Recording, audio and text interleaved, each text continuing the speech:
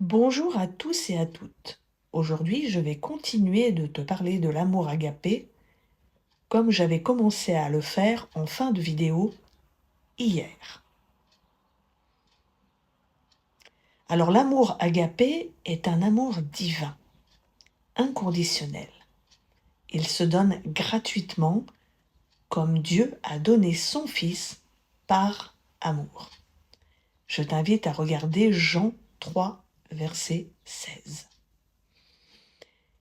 Et c'est un amour désintéressé, qui n'attend rien en retour et qui va accepter l'autre tel qu'il est, avec ses qualités et ses défauts.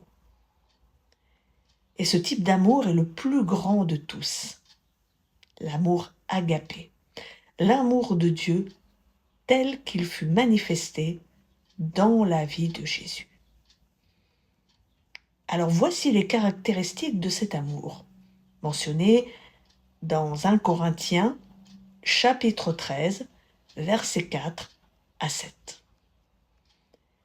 L'amour est patient, il est plein de bonté. L'amour n'est pas envieux. L'amour ne se vante pas. Il ne s'enfle pas d'orgueil. Il ne fait rien de malhonnête. Il ne cherche pas son intérêt. Il ne s'irrite pas. Il ne soupçonne pas le mal. Il ne se réjouit pas de l'injustice, mais il se réjouit de la vérité. Il pardonne tout. Il croit tout. Il espère tout. Il supporte tout. Alors tu dois savoir que l'amour, qui représente un des aspects, une des facettes du fruit de l'esprit, est le plus grand, comme je te l'ai dit précédemment. Et de lui va découler tous les autres aspects du fruit de l'esprit mentionnés dans Galates chapitre 5, versets 22 et 23.